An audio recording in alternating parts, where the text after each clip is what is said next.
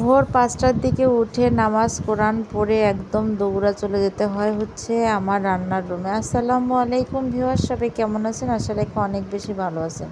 আপনাদের ফাতেমা আপু আগের দিন রাত্রে সব কিছু একদম মানে কেটে কুটে একদম গোছগাছ করে রাখে, যে সকালবেলা উঠেই যাতে ৮টার আগে মেয়েকে নিয়ে মাদ্রাসায় যেতে পারে। আর বড় মেয়ের তো 10টায় গাড়ি। তো যাই হোক, আমি তাড়াহুড়ো করে রান্না করতেছিলাম, এই সময় একটা ফোন আসলো যে আমাদের বাসায় নাকি মেহমান আসতেছে। আর আমার মেহমান তো আল্লাহর রহমত, এটা বুঝি, কিন্তু এক মাসে যদি ৭০ পদের মেহমান আসে তখন কিন্তু সেটা আসলে একটা বিরক্তের কারণ হয়ে যায়। তো যারা যারা আসে তারা হয়তো মনে করে আমি প্রথম আসলাম, কিন্তু আমার বাসায় কি বলবো,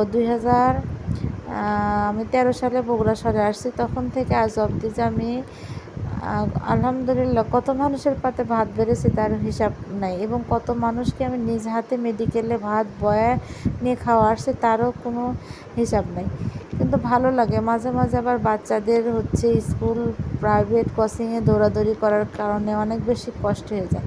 তা আপনাদের ভাইয়া অনেক ভালো মনের মানুষ, সে বলে যে আমার যদি অনেক বেশি অ্যাবিলিটি থাকতো তাহলে একটা সুন্দর একটা রুম নিয়ে কেয়ারটেকার রেখে তারপরে তাদের জন্যে রান্না বান্না খাওয়ার ব্যবস্থা করে রাখতাম, আর বলতাম ওই আপনারা এসে ওই বাসায় উঠবেন এবং ওখান থেকে চিকিৎসা করে দেন চলে যাবেন, এটা বলে।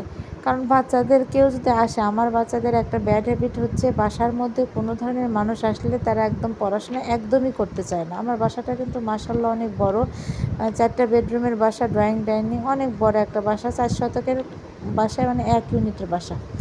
মাশাআল্লাহ সেদিক দিয়ে বড়। ওরা যদি পড়াশোনার ইচ্ছা থাকে যে কোনো একটা রুমে দরজা আটকা দিয়ে পড়াশোনা করতে পারে, কিন্তু না, তারা মানুষ পেলে বলতে যায় এত বেশি, মানে পড়াশোনার মানুষের মাঝে তো বাচ্চাদের কিছু বলাও যায় না যে পড়তে বসো পড়তে বসো।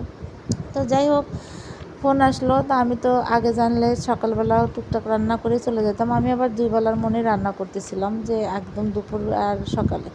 তো যেহেতু মেহমান আসবে তো দুপুরে আমাকে রান্নাই করতে হবে। তো পরে শুনতে পেলাম যে না, তারা হচ্ছে দুপুর পর রওনা দিবে। তো ভাবলাম তারা রাতে রান্না করবো নি, আমরা দুপুর পর্যন্ত এই খাবারই চলে যাবে আলহামদুলিল্লাহ। তো রাতের বেলা এসে হচ্ছে আবার রান্না টান্না করলাম। আর আমার চাচাতো ভাই আর ভাবি তারা অবশ্য আমার বাসায় কখনোই আসেনি, এই ফার্স্ট টাইম আসছে, তা আবার বিপদে পড়ে। তো যাই হোক, কি আর করা। তা আমিও চেষ্টা করলাম তাদের জন্য একটু আয়োজন করার, সামান্যতম আয়োজন, যেহেতু আমি নিজেও অনেক বেশি অসুস্থ, প্রচণ্ড শরীর ব্যথা, আমি নড়াচড়াই করতে পারি না বললেই চলে। এখন মানে কি বলবো, চোখে না দেখে নড়তে হয়, সেই কারণে আর নড়াচড়া। তা আমি দুপুরবেলা যে মাছের ভর্তা করছিলাম, তারপরে পুঁইশাক দিয়ে পাঙ্গাস মাছ রান্না করছিলাম, আর কী বান করলাম সেইগুলোই ছিল। দেন রাতের বেলা একটু ডাল হাতে মাখিয়ে মুসুরি ডাল চচ্চড়ি করলাম, মুরগির মাংস রান্না করলাম, বাটা মাছ ভাজি করলাম, আর হচ্ছে ভাত রান্না করলাম। ফ্রিজে একটু পায়েস ছিল, সেটা আবার বের করে ওভেনে গরম করে নিলাম। তো এই তো আমার সামান্য একটু আয়োজন তাদের জন্য। তো আসলে অনেক বেশি করার মানে করার ইচ্ছা ছিল, কিন্তু আমার শরীরটা পারে না, কি করব। আর আমি বেশিক্ষণ দাঁড়িয়েও থাকতে পারি না, দাঁড়ালে আমার পায়ের গোড়ালি প্রচণ্ড ব্যথা করে। বেশিক্ষণ দাঁড়িয়ে দাঁড়িয়ে রান্না করলে দেখা যাচ্ছে আমি আর সেই দিন একদম বিছানা সজ্জা হয়ে যাই।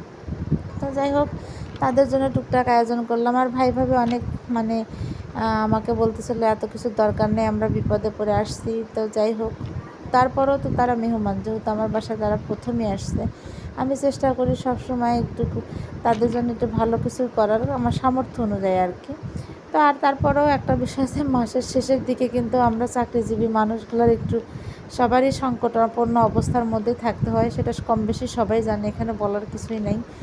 আর ফ্রিজও ফাঁকা থাকে, সব কিছুই ফাঁকা থাকে আর কি। মাসের শুরুর দিকে কোনো মেহমান আসলে ভালোই লাগে, কিন্তু মাসের শেষের দিকে আসলে একটু মানে কষ্টদায়ক হয়ে যায়, ভালোভাবে আসলে আপ্যায়ন করতে পারলাম না, এই জন্য অনেক বেশি কষ্ট লাগতেছে।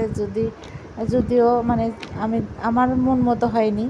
তো আশা করি পরবর্তীতে আসলে দেখা যাবে। আর আমার জন্য সবাই দোয়া করবেন, যেহেতু আমি অনেক বেশি অসুস্থ, আমার বাচ্চাদের জন্য দোয়া করবেন।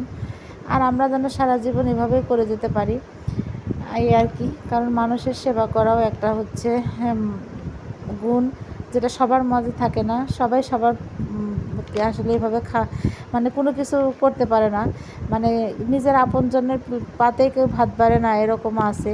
তা আলহামদুলিল্লাহ সেই হিসেবে আমি আমার হাজব্যান্ড দুজনই পরোপকারী মানুষ করে আসতেছি। আমরা যখন স্টুডেন্ট ছিলাম তখন আমাদের কাছে মেসেজ তারপরে রুগী যেত, আমাদের কাছে যা চিকিৎসা নিয়ে আসতো। তো যাই হোক, সেই কাল থেকে আমরা পরোপকারী, এবং আমি কতবার যে আমি আর ব্লাড ডোনেট করছি তার হিসাব নাই। তো যাই হোক, এখন যেহেতু আমি একটু অসুস্থ থাকি, যার জন্য আর দিতে পারি না, আর হচ্ছে এই সমস্যা। তো চেষ্টা করে যাব সারা জীবন মানবিক কাজ করার জন্য আর মানুষের পাশে থাকার জন্য। সে সেইভাবে আল্লাহ যেন আমাকে প্রস্তুত করে, আমার বাচ্চাদের প্রস্তুত করে। আপনারা সবাই দোয়া করবেন, আর আপনাদের ভালোবাসা, আপনাদের সাপোর্টে হয়তো আমিও অনেক বেশি ভালো থাকবো, সুস্থ থাকবো, সুন্দর থাকবো। আপনাদের দোয়া ছাড়া, মানুষের দোয়া আশীর্বাদ ছাড়া মানুষ আসলে কোনো কিছুই করতে পারে না। মানুষের ভালোবাসা আছে বলেই আমি এখনও ভালো আছি।